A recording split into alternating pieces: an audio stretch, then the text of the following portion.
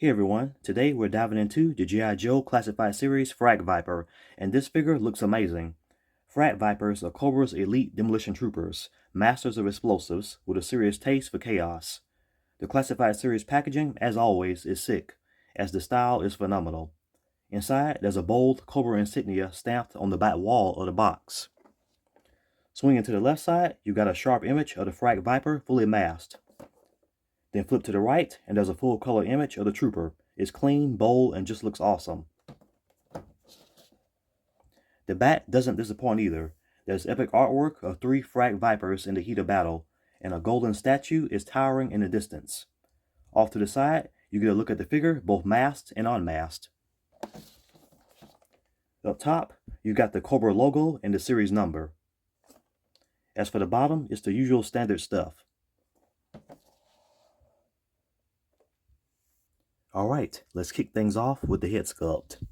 The Frag Viper's unmasked face hits hard, as it's striking, cold, and basically downright menacing.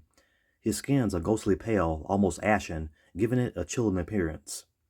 The eyes are intense, robotic in design, with glowing orange pupils. And the eyes are surrounded by dark shading that amps up the intimidation factor.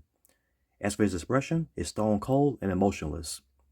3 gnarly scars slash across his face, 2 cutting down from the forehead through the eyes and across the cheeks diagonally, while a third is carved into the chin.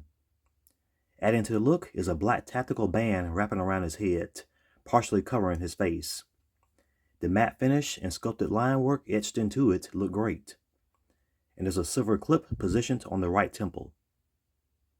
So overall, this is a dope head sculpt, as it's cool, detailed, and foreboding in appearance. In regard to the suit, it looks phenomenal. The base colors of the suit feature a cool mix of orange and blue with deep brown sections that give it a rugged, militarized edge. Essentially, the design of the suit suggests that it's made of a very durable, heat-resistant material ideal for high-risk, explosive operations. And as we focus our attention on the torso area, we can see that it's protected by a dark brown chest piece. And overlaying it is a blue tactical vest with silver clips that is equipped with nicely sculpted ammunition pouches and gear straps. The vest also has some nice texturing on it. Also, a light blue bandolier with a silver Cobra insignia is positioned diagonally across the torso. Looks dope. In addition, there's a black piece of equipment on each shoulder, and each one has a red wire attached. The arms are looking sharp as well, and as you know, the orange sleeves paired with the brown padded sections on the underarms and forearms are a sick combo. The black gloves, gauntlet, and the ammo holder strapped to the left bicep are all on point. Also, the gauntlets got a high-tech vibe that really stands out. The gloves have a tactical edge, and those silver accents right in the center look very nice. Moving on, the orange pants have a textured design, while the blue tactical holsters on each thigh add a solid contrast. The black knee pads with the blue triple ridge centers look good. As for the boots, they're built tough, reinforced, and tactical, with blue front plating that's got some solid sculpting detail. And the back is just as impressive as the rest. You get more of that brown torso piece wrapping around, and the back of the tactical vest looks just as good as the front. Alright, here's a look at the armored mask and submachine guns. First, here's the Frag Viper's insectoid mask, which features a full face helmet design with sculpted symmetry and reinforced edges that evoke strength and battlefield durability. Its metallic silver finish with a brushed steel texture gives it a cold industrial feel, perfectly suited to Cobra's aesthetic.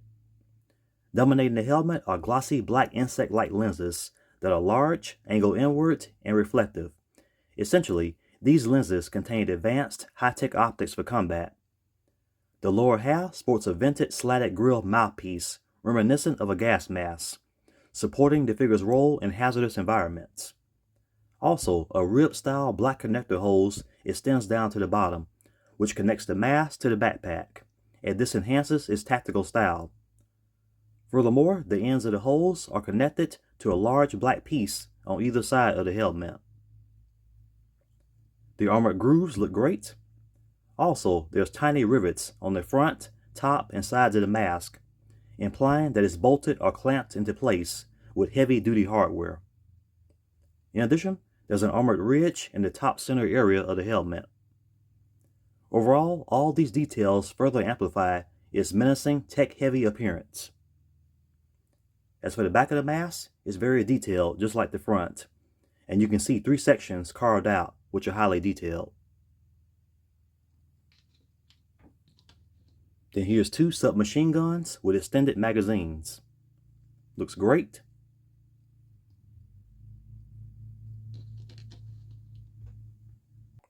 Then here's a look at the backpack with the auto-feed attachment piece. As you can see, it's a large black industrial-looking piece of gear with a rugged tactical design.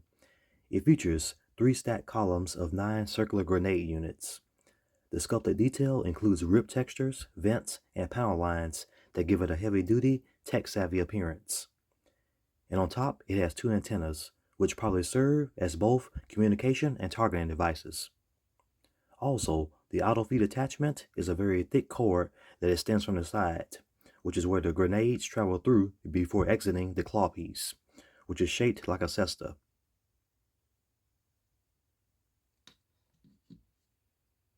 Next, here's a cesta-shaped blade. This is basically a huge silver claw piece that also functions as a mechanical launcher for grenades. It's got a nice long curved structure, and the metallic silver detailing looks great. Also, the inner curve of the claw is where you attach the grenade projectile piece. Also, the modular base of the claw, which is black, is sculpted nicely. Then here's the grenade piece. You can see that molded around the grenade is a smoky gray trail, which is designed to mimic a trail of smoke and propulsion from the launched grenade. Also, the grenade itself is a red and black circular spear. Overall, both these pieces look dope. Here's a look at the Frag Viper with the dual submachine guns. Then here he is masked with the backpack and the auto-feed attachment piece. Also, the cesta-shaped blade is attached as well.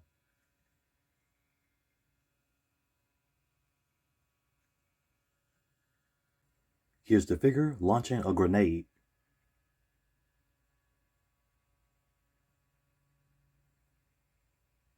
And here's another look at the figure.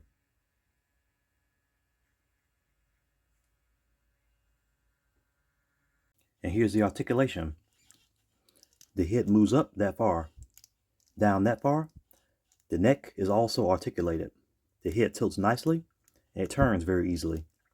The arms raise up to a 90-degree angle. Full arm rotation. The arms also bend back a little. Bicep swivel, double jointed elbows, wrist swivel with a hinge. Ab crunch, he bends forward this far, very good. And he goes back this far, very nice. Rotation at the waist, and he can pivot at the waist because it has a ball joint. The legs come out this far to the sides. They kick forward very well, and they go back this far. Thigh swivel, double jointed knees, and the lower legs bend back very far. Swivel at the top of the boot. The foot goes up this far, and it goes down this far. Very good. Ankle pivot. The hip movement is basically the same when he's wearing the helmet. So he looks up this far and down this far. Also, the head still tilts very well, and it turns easily as well with the helmet on. Overall, very good. Alright, wrapping things up, this figure is straight up impressive. The sculpting and overall design are on point. As for the face sculpt, it's seriously cool. Also, the mask is totally phenomenal with its sleek insectoid design. It really amps up the whole high-tech, menacing aesthetic. In addition, the suit's just as dope, no doubt. The paint job is super clean across the board, and the accessories look awesome, both in sculpt and paint. Also, the articulation is very, very good, even with all the gear. So bottom line, this is another excellent addition to the Classified Series line, as the Frag Viper is a highly dangerous and specialized battlefield presence. Also, stay tuned as more Classified Series reviews are on the way real soon. As always, thanks for watching. I hope you all enjoyed this review, and please leave a like and subscribe.